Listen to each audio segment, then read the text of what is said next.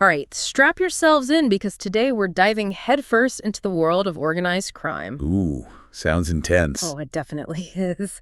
We'll be dissecting some excerpts from this gritty, no-holds-barred crime novel, and trust me, it's a wild ride. I'm intrigued already. Think like assassins, mob bosses, double crossings, the whole shebang. The classic recipe for a thrilling crime story. Exactly, and all of this is seen through the eyes of this woman named Scarletta, or Scar for short. Scar, huh? That's a name that definitely suggests a past. Oh yeah, she's got baggage for sure. So what makes Scarletta stand out in this world of hardened criminals? Well, for starters, she's not your typical mobster's moll. She's tough, resourceful, and can hold her own in any situation. I'm sensing there's more to her story than meets the eye. Absolutely. You see, Scarletta's been raised by Dominic, the head honcho of the Romano mafia family. He took her in as an orphan, but let's be real, he basically molded her into a weapon. Wow, talk about a complicated upbringing. How does someone even process that? That's the thing about Scarletta. On one hand, she runs this successful security firm, blending right into the legitimate world. So she's playing both sides. You got it. But then she's also this shadowy figure, Kane, this infamous mercenary feared throughout the criminal underworld. Double life much.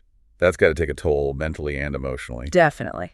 And then you throw the Cerberus into the mix and things get really interesting. The Cerberus. Tell me more. Oh, they're a force to be reckoned with. Imagine three incredibly powerful figures. Caleb, Kenji, and Nikolai. 3. Okay, this is getting good. Each of them broke away from their own crime families, basically rejecting the system that made them. Rebels with a cause, I see. They come together to form this new syndicate, aiming to dismantle the old guard and rule New York City. A classic power struggle with a twist. You hit the nail on the head, and these guys, they each bring something unique to the table. You got to give me the rundown on these 3. Caleb, he's the strategist, brooding and always calculating. Then there's Kenji, unpredictable and almost playful in his approach to, well, assassination. Playful assassin. That's a chilling combination. Oh, he's lethal, don't get me wrong. Yeah. And then there's Nikolai, this imposing figure, but surprisingly compassionate. Sounds like they balance each other out in a dangerous sort of way. Yeah, precisely. They're bound by this shared trauma, which makes their loyalty to each other rock solid. So we've got Scarletta, this complex woman navigating 2 worlds, and the Cerberus, this ambitious trio shaking up the criminal landscape. How did their paths collide? Well, that's where Dominic throws a major wrench in the works. He orchestrates this forced marriage between Scarletta and Caleb as part of a deal with the Cerberus. Whoa, hold on. Forced marriage. That's a power move if I've ever heard one. Oh, it definitely is. And it puts Scarletta right in the middle of this high-stakes game. Talk about being caught between a rock and a hard place. Exactly. So you've got Scarletta, this highly trained assassin, now bound to Caleb, a leader of this ambitious new syndicate. This is where things are about to explode, aren't they? You can say that again. It's a recipe for disaster, and believe me, things are about to get messy. I can't wait to dive deeper into this. No, we're just getting started. Buckle up for a wild ride. Dominic really throws a curveball with that forced marriage. Yeah, talk about a power play. But for Scarletta, it's more than just a change in her relationship status. It forces her to confront this massive betrayal. That's got to be a real mind bender.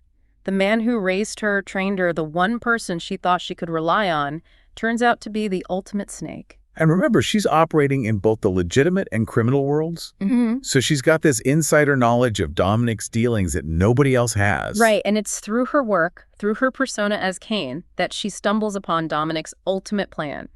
He's going to double-cross the Cerberus. Well, hold up. So the guy's playing with fire, messing with the Cerberus. That's a bold move, even for a seasoned mob boss like him. And for Scarletta, it's a total game changer.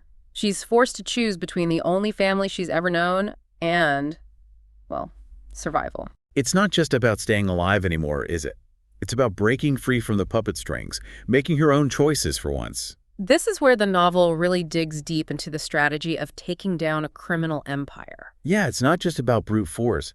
There's this whole web of alliances, betrayals, and power plays that Scarletta has to navigate. Like that scene where she escapes from Caleb after tying him up in the Bratva offices. Oh yeah, that was intense. Just to clarify for our listeners, the Bratva is like the Russian mafia, notorious for their ruthlessness. So Scarletta, she outsmarts Caleb within the lion's den itself. Talk about a power move. She doesn't just escape, she turns the tables on him. And don't forget how she handles Maxim Petrov, that Russian billionaire caught up in the gun smuggling operation. Oh, she plays him like a fiddle, using his own greed against him. It's brilliant. It really shows how resourceful Scarletta is. She's always thinking 10 steps ahead. It makes you wonder how Dominic could underestimate her so badly. After all, he's the one who trained her. Maybe it's that old school mentality, thinking he could control her forever. Whatever the reason, it seems like he's digging his own grave. And then we have that epic showdown at the warehouse, where the Cerberus, with a little help from an explosives expert named Grigori, set off this massive explosion. He takes out a huge chunk of their enemies in one fell swoop. A calculated move, no doubt, eliminating key players from the rival families, weakening Dominic's hold on power. It's like something straight out of an action movie. But amidst all the chaos, there's a real tragedy. Nikolai is mortally wounded, saving Kenji's life. It's a gut punch, for sure. Nikolai, he was the protector of the group, always looking out for the others. And his death, it really raises the stakes. It shows that even in victory, there's a price to pay. And for Scarletta, it's a personal loss. Sure. She's just witnessed the death of someone who genuinely cared for her, someone who saw beyond the assassin. It makes you wonder if anyone in this world can truly escape the cycle of violence. And speaking of complicated relationships, let's talk about Scarletta and the Cerberus. Remember, this whole thing started with a forced marriage to Caleb. Oh yeah, talk about an awkward start. But throughout the novel, we see these sparks flying between them. Their personalities clash constantly, but there's this undeniable tension, this push and pull that's impossible to ignore. And then there's that scene where she walks in on Caleb and Kenji in the shower. Whoa! Talk about an unexpected twist. It really highlights the unconventional nature of their relationship, to say the least. And it doesn't end there. Later on, all three of them engage in this, well, let's just say it gets pretty intense. It's clear there's a connection, a shared intimacy that goes beyond the physical. But it's all tangled up in this world of power, control, and survival. Can real feelings even exist in that kind of environment? Yeah, it's a tough question. Can love really bloom in a concrete jungle like that? Right. It's definitely not your typical love triangle.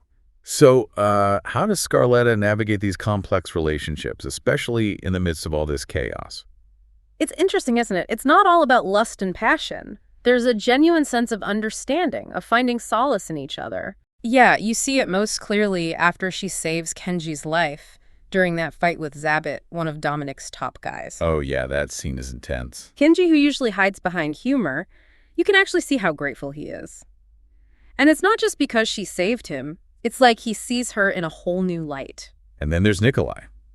He's always been drawn to her strength, her resilience. But he's a kindred spirit in her, right? Someone who gets what it's like to live in their world. Exactly. They've both been through the ringer, experienced loss and betrayal. That scene where they cook together, it's so simple, yet so powerful. It's like a glimpse of normalcy in their crazy world. And it makes his death even more tragic. Oh, absolutely. It's a huge loss, not just for the Cerberus, but for Scarletta, too. She loses someone who really understood her. And even with Caleb, there's this undeniable connection, despite all their clashes. Their forced marriage was definitely a rocky start, but it forces them to confront their vulnerabilities. The author does a great job of building tension between them.